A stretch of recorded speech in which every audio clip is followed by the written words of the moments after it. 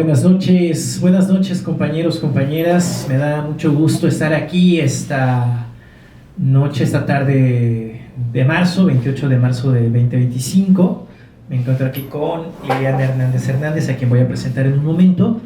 Estamos aquí en la Trinchera Florecet, un espacio de encuentro entre personas que tienen interés en participar de la vida pública con diferentes causas. Es un espacio que se ha abierto para la militancia política de Morena. Ustedes saben, conocen muy bien este espacio, pero también para otras luchas sociales como han sido el feminismo, esta ola reciente del movimiento feminista en la Ciudad de México, que bueno, el feminismo es un movimiento que ha tenido muchas olas y que viene de mucho tiempo atrás, pero que recientemente ha tenido un reimpulso gracias a las nuevas generaciones de mujeres que se han organizado, que se han manifestado, que se han levantado para luchar por sus derechos.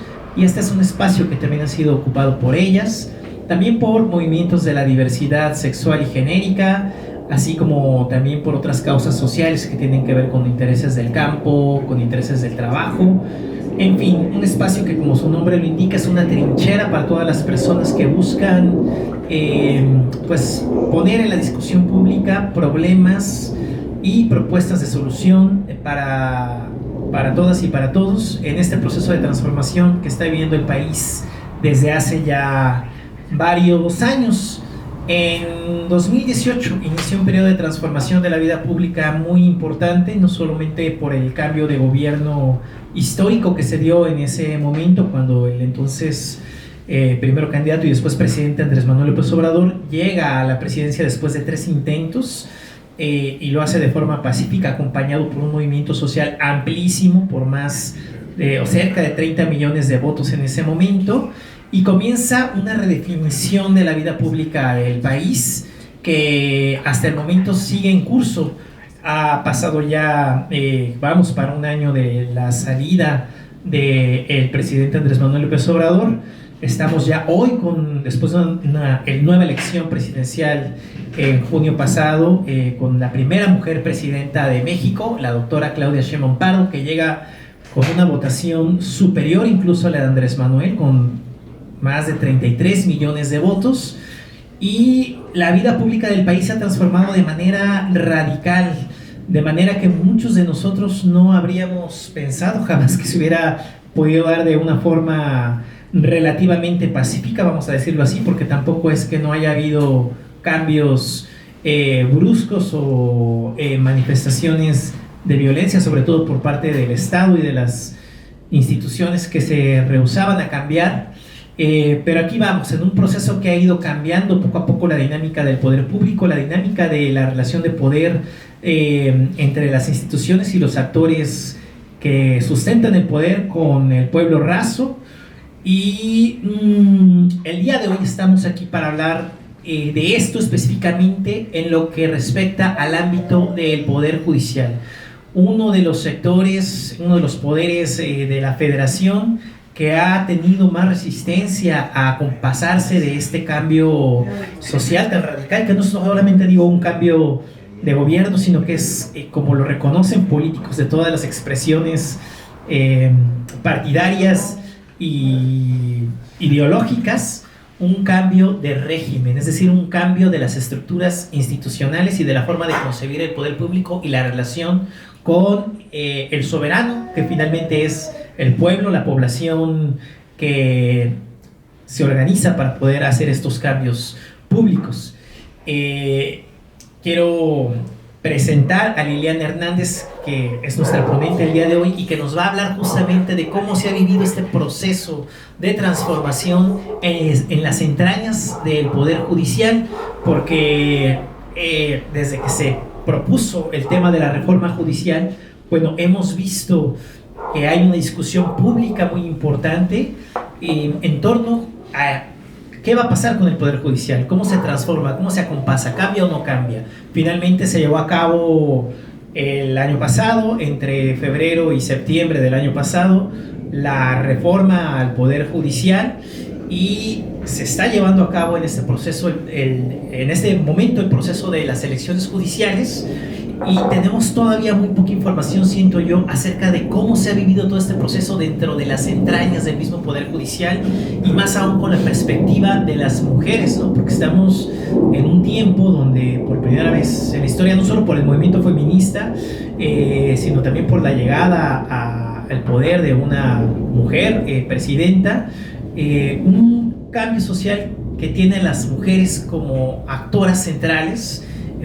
No sé si se diga bien actoras, en la jerga sí dice actriz, pero actriz me remite más como alguien que está en el ámbito del espectáculo. Yo por eso diría actoras, o si quieren mejor, agentes del cambio social centrales en este proceso de transformación.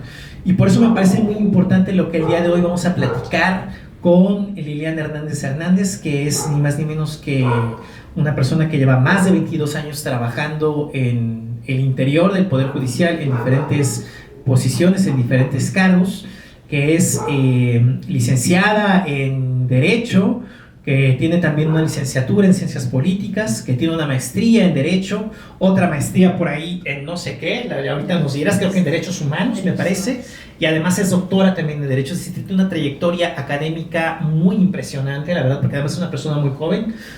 Supongo que debes de tener por ahí entre 42 y 43 años, 42 años, entonces muy joven también para el nivel de formación académica que has alcanzado, Liliana. Y además, como lo dices en tu semblanza, madre de 3 hermosos hijos varones, hija también, hija de familia, de una familia proveniente del estado de Tlaxcala, que Tlaxcala sí existe finalmente, de una realidad muy humilde que contrasta con lo que luego se puede llegar a observar, ya nos dirás tú, al interior del Poder Judicial, que todos nosotros tenemos en el imaginario como que es un poder casi parecido a un aparato de la vieja nobleza novohispana, ¿no? Donde muy poquitos logran acceder o entender ese tipo de mundo, pero vean, sí hay personas que vienen de las entrañas del pueblo como Liliana, y también, bueno, tía, dice en su semblanza, tía, esposa, tiene una familia que la acompaña, y que se ha dedicado también a la docencia y a temas relativos a la justicia laboral y a la defensa de personas que han sido afectadas por temas de violencia sexual dentro del Poder Judicial. Brevemente me parece que esa es tu semblanza, Liliana, y ahorita podremos completar un poquito más. También tengo que decirlo, Liliana es una persona que ha sido resultada electa para participar en las elecciones judiciales que están por llevarse a cabo en 65 días prácticamente, el 1 de junio de este año, y ella va a participar por un puesto de los 5 que van a conformar el nuevo organismo de justicia y disciplina, que es el Tribunal de Disciplina y Justicia, me parece que se llama, del Poder Judicial, una de las partes más importantes de la reforma judicial en curso. Y bueno, es importante decirlo, aunque no es el objetivo de esta reunión, ni además tampoco está permitido por ley hacer preguntas sobre la campaña propiamente que va a empezar, pero sí una persona que nos puede comentar cómo se ha vivido desde dentro este proceso, cómo lo has vivido con pues tu perspectiva de mujer consciente, de mujer que además tiene una amplia inclinación social y una sensibilidad política hacia las causas sociales. ¿Y qué esperar de esta transformación que está en curso en este tiempo, Liliana? Me gustaría, si nos puedes comentar algo acerca de esto. Bienvenida. Hola, Lalo, muchas gracias. Gracias a todos y todas las personas que nos acompañan. Siempre he creído que todos los cambios que se viven en la sociedad, esas grandes transformaciones, empiezan a partir de pequeños cambios, de estos cambios que parecen imperceptibles, que parecen a veces insignificantes, pero que justo espacios de discusión como estos que tenemos en el Café Florecer, que hoy nos abre sus puertas, nos permite reflexionar, nos permite discutir y nos permite contribuir para pensar en una sociedad mejor. Y por eso, Lalo y las personas que nos abren hoy las puertas en el café, les agradecemos mucho este espacio de discusión. En relación al tema que venimos a discutir el día de hoy, más que discutir, a mí me gustaría esta dinámica de conversar, conversar contigo, Lalo, conversar con las personas que hoy nos acompañan sobre qué ha sido esta reforma judicial tan criticada, esta reforma pues tan cuestionada en distintos niveles de la sociedad, pero al mismo tiempo tan necesaria en una sociedad en donde clama, y compartirán tal vez con ustedes, conmigo esta sensación, donde clama justicia en cada uno de los actos que se realizan.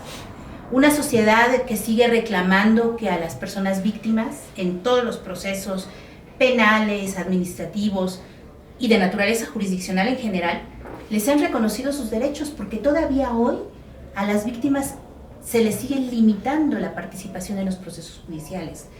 Y peor aún, derechos como el derecho a la verdad, o más pensando en la reparación integral del daño, que pues está todavía muy lejano de nuestra realidad mexicana. En este contexto en donde además se habla mucho de fenómenos como la corrupción, como el nepotismo, que desafortunadamente han estado muy presentes en el Poder Judicial a nivel local y a nivel federal, ¿cómo podemos nosotros reflexionar en torno a estas nuevas reglas? Porque además ya son reglas. Se habla de la reforma, sí es cierto, de cambio, es un cambio de regla total en la forma de seleccionar a jueces y juezas, en la forma de vigilar su comportamiento a través de la creación de un órgano que justamente es el Tribunal de Disciplina Judicial, en estos mecanismos en cómo se van a capacitar a esos jueces y juezas que lleguen, y además en este seguimiento que se va a dar respecto de las resoluciones que realizan. Entonces, la reforma va más allá de unas meras elecciones. Y creo que en ese aspecto vamos a ir avanzando en la discusión. Sí hay cuestiones que reconocer a la reforma, porque vienen a atender esa necesidad de justicia de la sociedad, pero también hay acciones que tenemos que criticar, y que en esta parte de todos los actos, al final actos humanos, son falibles, y entonces se pueden ser mejorados, por supuesto, y creo que dentro de esos aspectos pues vamos a ir viendo qué aspectos son criticables de la reforma. Entonces, Lalo, si me sigues con esta parte. Claro que sí, mira, a mí me parece muy importante si pudiéramos profundizar en algunas cosas que considero esenciales de este proceso de transformación del Poder Judicial. Hay 4 aspectos que se han señalado como fundamentales, por lo menos desde la óptica de la sociedad civil o del pueblo que está interesado en conocer a fondo esta transformación del Poder Judicial, que tienen que ver, primero, justamente con el proceso de elecciones del Poder Judicial. Incluso por ahí hay algunos analistas cercanos a la Cuarta Transformación, como lo son la doctora Violeta Vázquez Rojas, señala que ese es el corazón de la reforma al Poder Judicial, porque permite poner en manos de la población la elección, pero antes de la elección, la discusión, la valoración de las personas que van a hacerse cargo de tan importante papel en todos los sentidos, desde jueces, magistrados, ministros y bueno, las personas que van a conformar la presidencia de la Suprema Corte de Justicia y este órgano nuevo que es el Tribunal de Disciplina, ¿no? El otro punto tiene que ver justamente con la conformación de este nuevo instrumento, de este nuevo órgano que es el Tribunal de Disciplina de Justicia, que tiene que ver con la necesidad y la demanda social también de un aparato que se encargue de vigilar y sancionar el correcto actuar o sancionar el incorrecto actuar de jueces y juezas, magistrados y magistradas, que como hemos visto en los últimos años, pues de repente parece que estuvieran del lado de los malos, ¿no? De los criminales. De repente la fiscalía llega a, no sé, detener a algún delincuente y a las 24 horas el Poder Judicial admite un recurso para liberar las cuentas. Está el caso de Genaro García Luna, que fue detenido un viernes y el sábado ya le estaban liberando las cuentas a su esposa, que evidentemente es cómplice de este criminal, que todos sabemos se encuentra actualmente en las cárceles de Estados Unidos, ya juzgado. Entonces, muy importante ese tema también. El tercero tiene que ver, me parece, con el tema justo de la paridad, donde también me gustaría que nos pudieras exponer tú qué piensas acerca de esta implementación de la paridad de género dentro del Poder Judicial, porque me parece, yo desconozco, pero me parece que no existía eso, ¿no? De hecho, tan solo ver la cantidad de ministros que hay en la Suprema Corte de Justicia, pues la mayoría son varones, ¿no? Hasta la fecha. Y el último tiene que ver con... el último tiene que ver con el tema de la transparencia y de la austeridad, que también son demandas sociales muy contundentes, ¿no? Por un lado, el Poder Judicial, a pesar de los cambios que implementó el gobierno pasado en materia de austeridad y de tratar de aplicar el artículo constitucional que señala que nadie puede ganar más, ningún funcionario público puede ganar más que el presidente, bueno, prácticamente los ministros entraron en rebelión y siguieron, creo que se bajaron el sueldo después de mucha presión social, pero así como más simbólico. Y lo otro, que no sabemos realmente qué pasa dentro del Poder Judicial, es una institución que, a diferencia del Ejecutivo y del Legislativo, es muy opaco, es muy oscuro lo que ocurre adentro, por lo menos para las personas que no tenemos una trayectoria al interno del Poder Judicial. Entonces, esos 4 puntos que tienen que ver con la elección en sí del Poder Judicial, el Tribunal de Justicia que se va a nombrar, de disciplina, perdón, justicia que se va a nombrar, el tema de la paridad de género y el tema de la austeridad y de la transparencia, me parece que son los que nos preocupan a nosotros como sociedad y que vamos a participar en estas elecciones. ¿Qué nos puedes decir de ello? Sí, nuevamente se nos acabó el micrófono. Creo que ya se le acabó la pila, pero si no,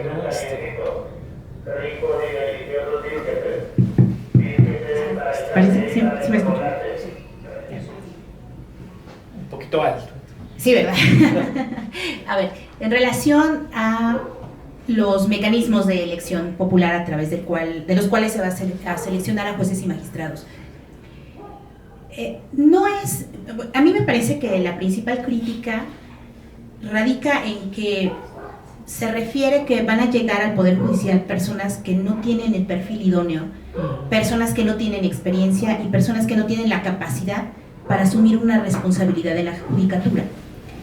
Pero lo que se está perdiendo de vista es que la elección no es una elección directa, es un mecanismo de elección indirecta. Entonces, previo a la elección, existe todo un aparato y todo un procedimiento a través del cual se van a seleccionar a jueces y magistrados, juezas y magistradas. Entonces, este mecanismo que estamos experimentando por primera vez en este año, a finales del año pasado y en este año,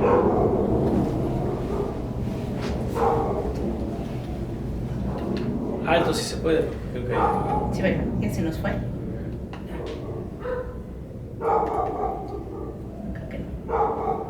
A ver si me escuchan.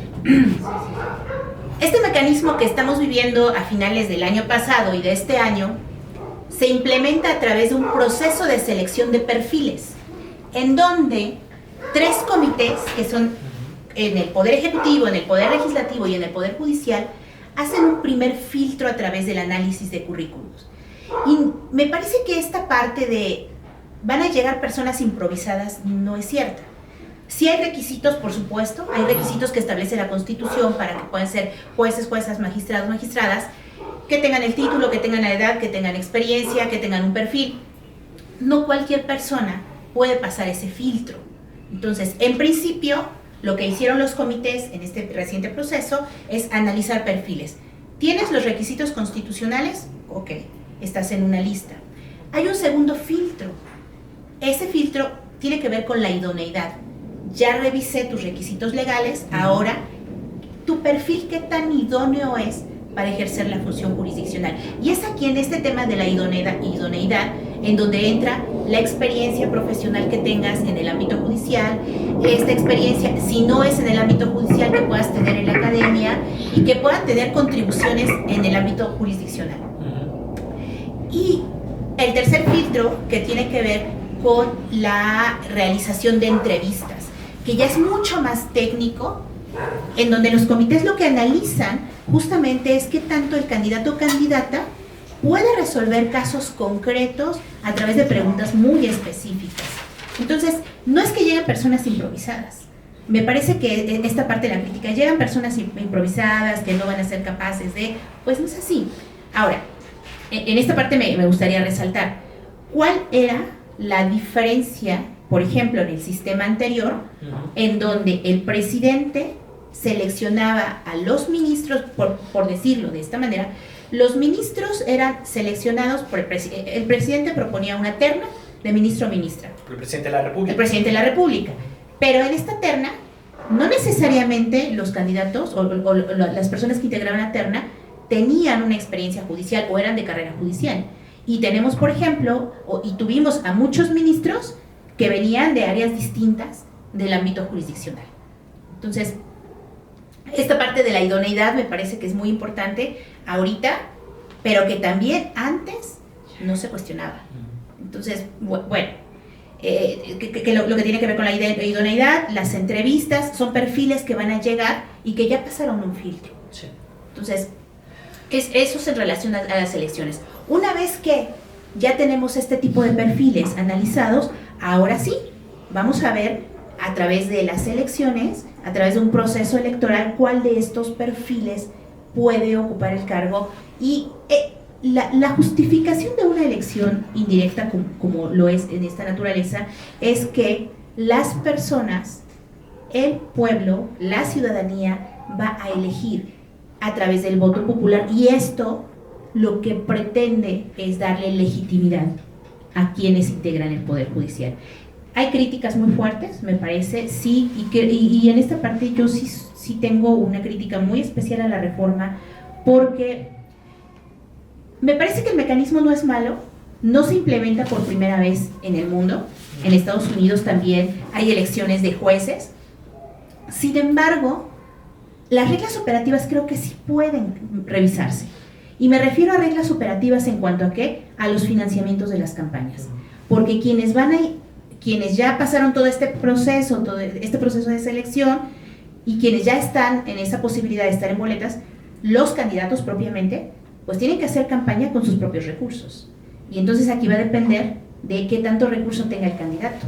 No va a estar en las mismas condiciones una persona que, por ejemplo, se está candidateando y que tiene un nivel de salario, nivel medio, a una persona que puede tener un ingreso mucho mayor, hablemos de un ingreso mensual de más de 200,000 pesos.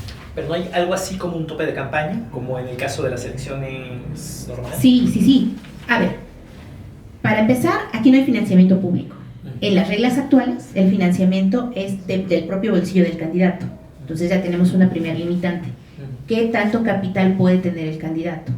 Si hay un tope de campaña. Hay un tope de campaña para diferenciado, para ciertos puestos, ubico el del Tribunal de Disciplina, que es de alrededor de 1,000,000 de pesos, 1,200,000 más o menos. Pero lo real es que para una persona común, ¿de dónde va a sacar 1,200,000 pesos para financiar su propia campaña? Entonces, esa es una cuestión como operativa. Sin embargo, vuelvo a lo mismo, son cuestiones que sí pueden ser, se pueden mejorar, se pueden ver, estamos ante algo inédito en nuestro país, ¿no? Pero también lo cierto es que el fin de la reforma es un fin mayor, que es tratar de dar mayor justicia a las personas a través de intentar un mecanismo diferente. Sí. Fíjate que al respecto, y para ahondar en este primer punto que tiene que ver con las elecciones en concreto, estuve revisando un documento del Senado, que el Senado mandó a encargar justo para valorar la experiencia de este tipo de ejercicios en otras partes del mundo, y resulta que son pocos, pero varios países los que tienen experiencias de elecciones del Poder Judicial. No así como lo que vamos a intentar en México por primera vez y de forma inédita. Sin embargo, países como tú lo dices, Estados Unidos a nivel subnacional, Bolivia a nivel nacional, Venezuela también, Colombia, Japón y Suiza son países que tienen determinados mecanismos para elegir o ratificar jueces. Esta investigación permitió a los senadores, que fueron los encargados de organizar el proceso previo también de las elecciones junto con el Poder Judicial. Entiendo que el Poder Judicial participa, ¿no?, con su comité de evaluación, también el Poder Ejecutivo, y el Senado, pero finalmente recae la organización en el Senado de las listas para pasárselas después al INE. Fue tomada en cuenta esta experiencia para el ejercicio mexicano. No obstante, sin duda, como es un primer ejercicio, vamos a tener muchas cosas que mejorar. Para mí, y yo creo que para la gente que venimos del espectro político que se identifica con la izquierda, bueno, es importante que se haga, es importante que profundicemos en todo aquello que tiene que ver con la politización de la sociedad y con elevar el nivel de conciencia social, política y de participación de la vida pública de la sociedad. Entendemos que hay muchas cosas que todavía tenemos que aprender y conocer, pero si no se hace ahora, pues ¿cuándo se va a hacer, no?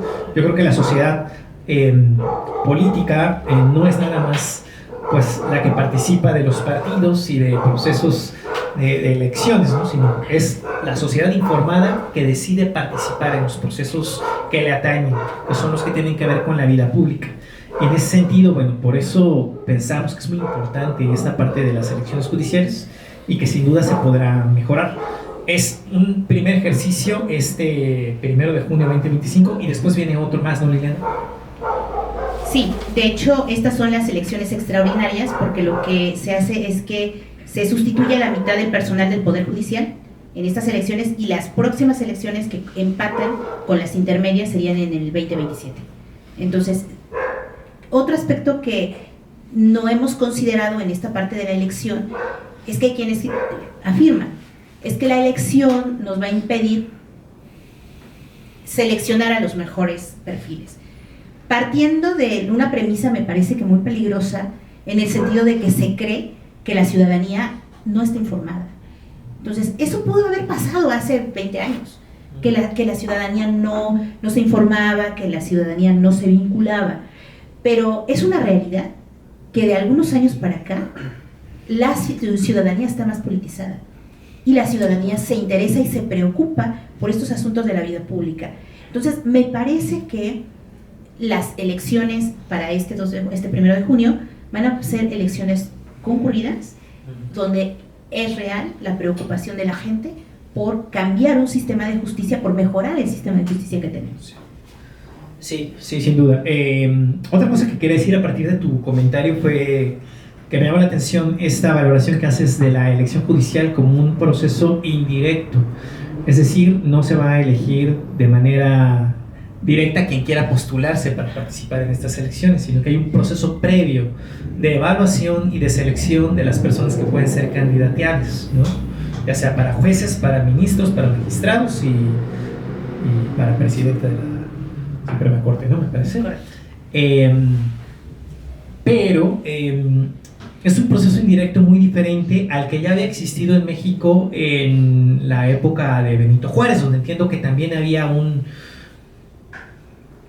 procedimiento de elección del Poder Judicial de ese entonces de forma indirecta, solamente que al revés, ¿no? Porque en ese entonces lo que pasaba es que un número de ciudadanos, que en ese entonces eran solamente un grupo de hombres, porque no participaban las mujeres, no participaba un montón de, ni siquiera todos los hombres, varones, ¿no? Era un grupo de hombres, ¿no?, que tenían cierto poder adquisitivo, cierto nivel de propiedad, sector de la burguesía o pequeña burguesía, ¿no? Participaban en formación, participaban para elegir no al Poder Judicial, sino un consejo que ese sí iba a elegir quiénes iban a ser las autoridades judiciales. Es decir, era una elección indirecta donde los ciudadanos, o quienes eran considerados ciudadanos en ese entonces, con muchos sesgos de género y de clase principalmente, también obviamente de raza o de mal llamada raza, elegían a un consejo y ese consejo determinaba quién iba a ser las autoridades judiciales, una elección indirecta. Y aquí es una elección directa, pero al revés, es decir, primero hay consejos de evaluación dentro de los poderes de la Unión, del Poder Judicial, del Poder Legislativo y del Poder Ejecutivo, que proponen, evalúan y designan listas de posibles candidatos, participan de una insaculación y finalmente las personas que quedan ya elegidas, que no son pocas, pasan a pues ahora sí, un escrutinio público y a elecciones populares donde todo el mundo, toda la ciudadanía por lo menos, participamos, ¿no? Entonces es un proceso indirecto, pero sería al revés, por lo tanto más democrático que lo que existió en la época de Juárez, ¿no? Ahora, se ha criticado mucho esa experiencia porque finalmente no logró consolidar un poder judicial independiente del poder político y económico, ¿no?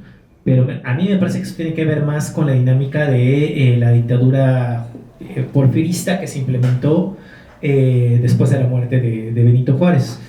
¿Tú qué corresponderías a esa crítica de que este tipo de elección va a contribuir a hacer un México más autoritario y más oscuro y una regresión y prácticamente estamos volviendo a la época del porfirismo, como decían algunos pseudoanalistas? Bueno, me parece muy interesante la crítica porque justo en este momento político nos interesa hablar de la división de poderes y de los pesos y contrapesos, que parecía que no era un tema importante, por ejemplo, de 1917 para acá. Sí. Y efectivamente, la crítica a esta parte del autoritarismo y cómo se legitimaban las decisiones políticas a través de decisiones judiciales en esta época histórica que me comentas, tenía que ver con un diseño estructural. Sin embargo, del 17 para acá, esta conformación formal, y creo que en esta parte quienes tienen esta formación jurista podrán entenderlo, la distinción entre el ser y el deber ser, ¿no? Un orden normativo, un orden constitucional que establece una división de poderes, ejecutivo, legislativo, judicial, en donde teóricamente tendrían que haber pesos y contrapesos. A partir del 17 pareciera que no funcionaba de esa manera, porque propiamente la Suprema Corte de Justicia en particular se había convertido en un órgano que legitimaba las decisiones del poder ejecutivo, y por eso no tenía mayor participación política, porque quienes recurrían a la Corte propiamente, cuando no eran grupos de poder, pues veían sus intereses tal vez no protegidos, pero si tenían grupos de interés o grupos, intereses económicos de alto valor, sus intereses no estaban afectados. Entonces teníamos una Corte muy deferente al Poder Ejecutivo. Sí. En 1994, por ejemplo, cambia la estructura, cambian reglas en el Poder Judicial. Para algunos autores, el Poder Judicial se transforma en un Tribunal Constitucional. Me parece que no así tampoco, porque la estructura sigue estando todavía corta, aunque sí le otorgan facultades a la Suprema Corte como órgano de control constitucional para resolver acciones constitucionales, controversias constitucionales, que lo convierte en una especie de contrapeso del Poder Ejecutivo. Funciones que más o menos realizó hasta el año 2000, cuando hay una reconfiguración en el poder político y entonces los asuntos empiezan a judicializarse y también a politizarse. Entonces aparecen dos fenómenos que son la judicialización de la política y la politización de la justicia, entendidos estos como que los asuntos políticos empiezan a resolverse, al no resolverse en una arena política debido a esta configuración de actores políticos diversos, plurales, se resuelven ahora en una arena política, en una arena jurídica, que es la Suprema Corte de Justicia. Pero también una Suprema Corte de Justicia con una integración algo conservadora, en donde respondía a un régimen anterior, a un régimen de corte priista, y esta politización de la justicia, como que los actores políticos van tomando partido. Entonces, creo que es importante esta visión, en la medida en que la reforma judicial lo que viene a hacer es un contrapeso, reglas diferentes, en donde hay una mayor participación ciudadana, pero además en donde, si bien la crítica es que viene a legitimar o viene a constituirse como una legitimación del Ejecutivo, me parece que las reglas no nos dan esto, y tal vez esto tenga más que ver con que efectivamente la reforma judicial fue aprobada por una mayoría de un partido político por legislaturas que corresponden a un partido político, pero que al final esto deviene también de algo que llaman este legislador, este constituyente, poder constituyente, que tiene esas facultades para poder decidir cuál es el orden político y el orden jurídico que se va a realizar, y a eso responde, a una mayor legitimidad del Poder Judicial, en donde las personas, a través de sus legisladores, puedan decidir cómo se conforman estas nuevas reglas. Sí, sí, me parece muy importante lo que dices, porque esta idea de la necesidad de legitimar al Poder Judicial pareciera de repente, pues, un flanco de ataque muy común de simpatizantes del viejo régimen, sobre todo porque consideran a la población mexicana todavía en una minoría de edad que no es capaz de tomar decisiones por conciencia. Y yo preguntaría por qué es necesario para la población que el Poder Judicial se vuelva a legitimar. ¿Por qué lo consideran ilegítimo? No es como lo pensarían algunos analistas o pseudoanalistas, como digo yo, por cuestión de que están manipulados, o de que se creen todo lo que les dicen antes el presidente y ahora la presidenta, ¿no?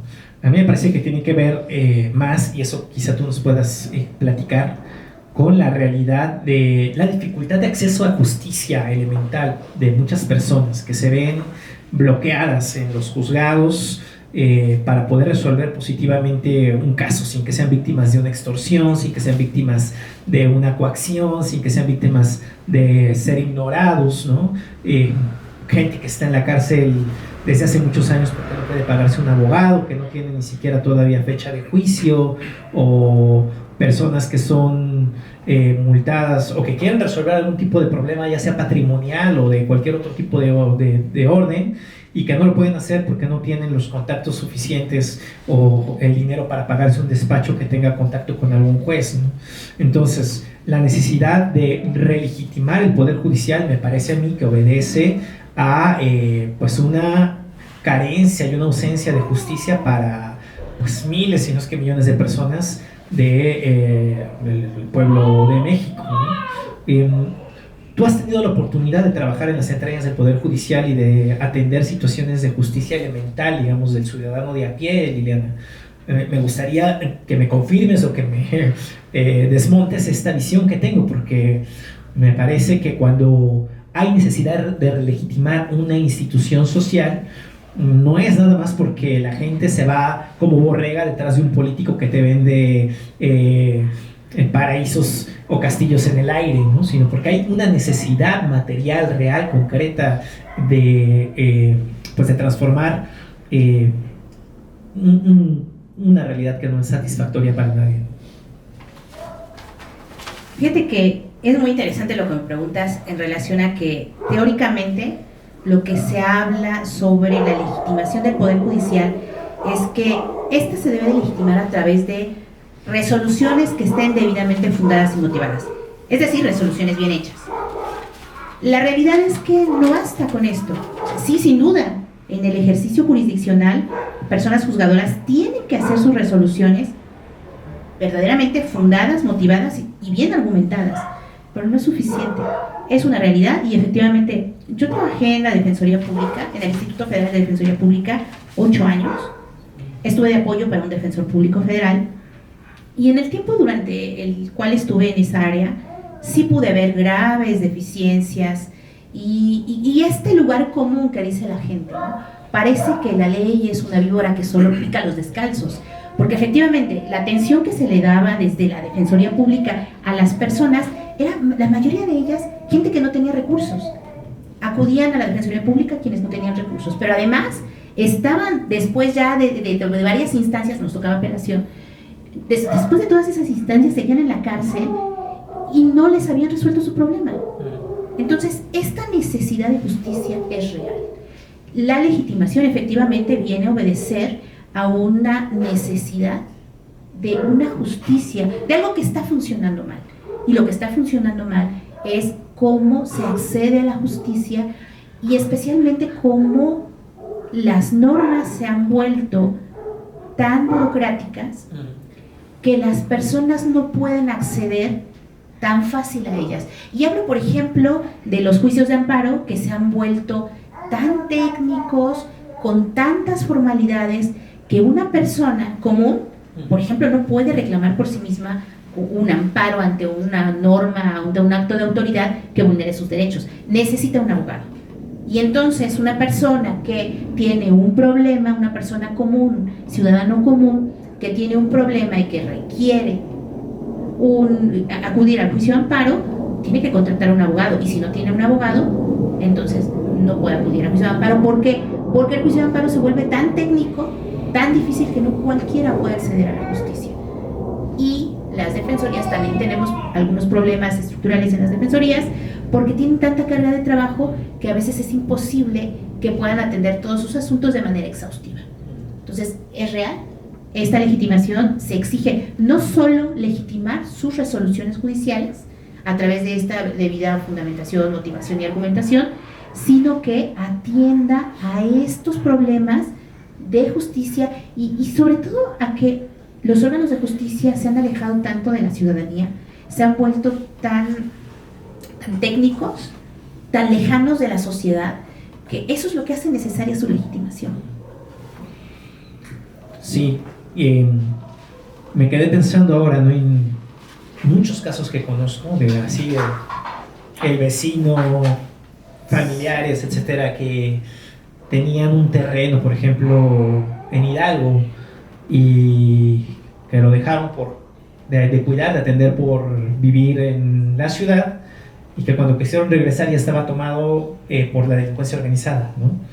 Y al intentar poner la denuncia para recuperarlo, pues no podían acceder a la justicia. No solo a eso, sino que además pues prácticamente había una amenaza velada, ¿no? Si no puedes comprar la justicia, no puedes comprar un buen abogado que te atienda, pues mejor ni te metas, porque aquí vas a salir perdiendo y no nos vamos a jugar la vida por irte a recuperar un pedacito de tierra y que dejaste olvidado, ¿no? Ya dejáselos a quien lo tomaron.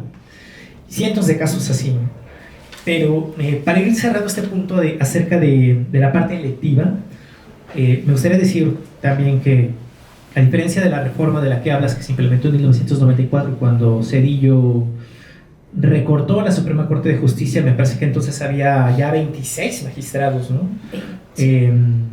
Ministros, perdón, 21 numerarios y 5 supernumerarios. Sí. La recorta a 11 ministros, me parece que lo hace por decreto, la Cámara, el Congreso de la Unión lo valida, pero finalmente siguen quedando cosas como que es el presidente de la República el que va a determinar quiénes son los candidatos, quién es la terna que se va a elegir para presidencia de la Suprema Corte de Justicia y para la elección propia de los ministros. Porque una de las críticas que más se le ha hecho a la reforma desde que la propuso Andrés Manuel López Obrador en su sexenio es de que iba a empoderar al Poder Ejecutivo, cuando en realidad lo que estaba haciendo era desempoderarse, ¿no? Porque se quita la atribución al Poder Ejecutivo, y eso ya quedó en la ley, ahora ya está gracias a la reforma judicial. Se le quita al presidente de la República o a la presidencia la facultad de nombrar a los ministros o de proponer a los ministros, y ahora es este proceso de elección el que va a permitir o el que va a posibilitar que se elija, ¿no? Entonces es contradictoria la crítica de que va a terminar empoderando al Ejecutivo cuando en realidad le está quitando atribuciones sobre la materia, ¿no? Y para pasar al siguiente punto, que tiene que ver con este tema de la legitimidad también, ¿no? ¿Qué es esto del Tribunal de Disciplina de Justicia? ¿Qué es? ¿Por qué es diferente a lo que actualmente es el Consejo de la Judicatura? ¿Y por qué tú consideras que es necesario? Digo, tú finalmente vas a participar como candidata para una posición en ese espacio. Entonces me gustaría saber por qué consideras que es importante, no vamos a hablar ahorita de eso, pero que se haga una transformación de este tipo, y por qué esta institución, este órgano. Sí. Pues mira, el Tribunal de Disciplina Judicial Es un órgano del Poder Judicial nuevo, efectivamente, en donde se le otorga... A ver, pues a capela sí se puede. Sí, ¿verdad? A ver, el Tribunal de Disciplina Judicial, como un órgano de nueva creación, en donde lo que va a hacer es investigar, sustanciar y resolver procedimientos en contra de personas juzgadoras que tengan, o personas que tengan que ver con funciones jurisdiccionales, tiene una gran relevancia, pero al mismo tiempo es uno de los aspectos más criticados de la reforma. Y lo digo así, más criticados, porque hay quienes han referido que este tribunal lo que va a hacer es el brazo represor del titular, del jefe del Ejecutivo, ¿no? Y me parece interesante la crítica en la medida en que...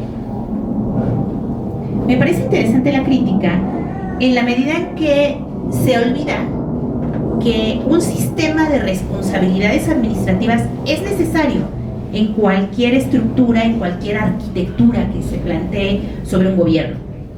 Y este sistema de responsabilidades ya existía.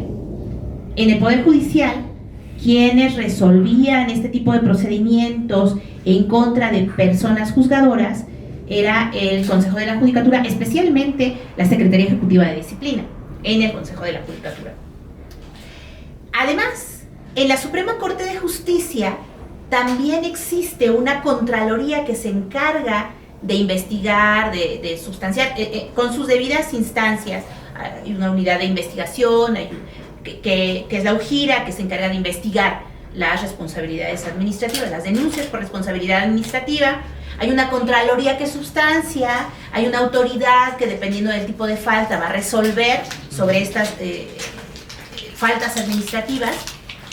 Y en el Tribunal Electoral lo mismo, para magistrados que desempeñan funciones jurisdiccionales, también tienen una Contraloría y un órgano encargado de resolver estas responsabilidades administrativas.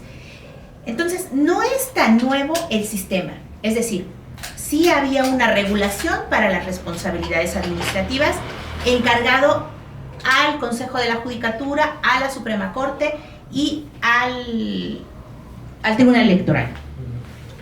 Lo que no se dice, por ejemplo, es que estas contralorías funcionan actualmente bajo reglas específicas que imposibilitan un actuar autónomo por parte de las contralorías.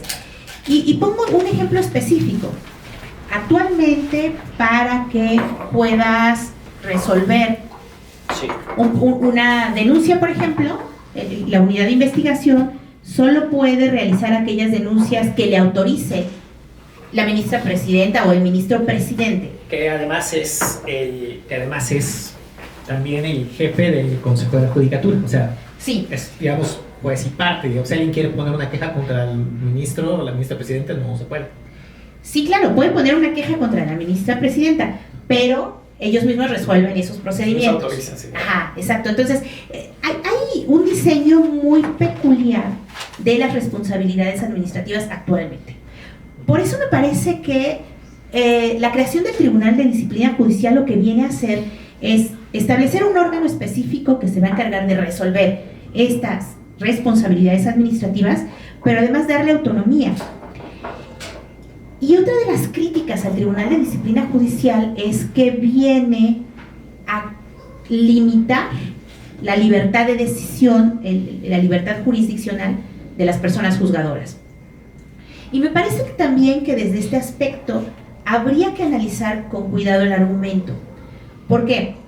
Porque, por ejemplo, dentro de algunas de las causas de responsabilidad administrativa, que quiere decir de por qué yo puedo investigar a un juez o una jueza, es que el juez resuelva contra constancias. ¿Esto qué significa? Que una persona juzgadora emitió una resolución en contra de lo que venía en el expediente. Evidentemente no estudió el expediente y está emitiendo una resolución contraria a eso. Yo considero que desde este aspecto, esta causa de responsabilidad no viene a ir en contra del arbitrio judicial. Es decir, el arbitrio judicial no puede ir a tal grado que permitamos que jueces y juezas resuelvan en contra de lo que está diciendo un expediente, de las pruebas que tiene el expediente. O peor aún, otra de las causas de responsabilidad es que jueces y juezas resuelvan en contra de lo que dice la Constitución, en contra de lo que dice la ley o en contra de lo que dicen los precedentes judiciales. Yo me pregunto, ¿el arbitrio judicial nos puede dar para que no toquemos a esos jueces que están resolviendo en contra de la ley? Entonces, esta creación del Tribunal Judicial, de Disciplina Judicial, lo que viene a hacer es plantear un mecanismo a través del cual se exige un sistema de rendición de cuentas para jueces y juezas, ¿no? Es decir, que las personas juzgadoras se hagan responsables de su actuación. Y esto también viene a quitar como este mito de que juzgadores y juzgadoras son intocables, ¿no? Sí. Son personas doctas, que así deben ser, por supuesto, pero son personas que nadie puede mirar a los ojos, que están alejadas de la sociedad. No, creo que estar en un tribunal de disciplina judicial va a implicar una enorme responsabilidad y estar dentro de la función jurisdiccional también. Y entonces, cuando existe un país en donde hay una efectiva rendición de cuentas y un efectivo y un responsable actuar, me parece que este tipo de conductas, lejos de ser un peligro, vienen a garantizar un ejercicio debido de la función pública, de la función que realizan los jueces. Entonces, por ese lado, creo que es demasiado fatalista la crítica de vienen a ser el brazo represor del Poder Ejecutivo, porque realmente cuando la persona juzgadora realiza efectivamente su labor, pues no tendría por qué ser sometido a un régimen de responsabilidad administrativa. Sí, y claro, y al menos en la administración pública federal, pues hay también todo un proceso de evaluación del desempeño, comités de ética que en teoría, porque también hay muchas cosas que están todavía en proceso de realizarse, digamos, de materializarse, pues deben de evaluar el desempeño, el correcto desempeño de los servidores y las servidoras públicas, ¿no?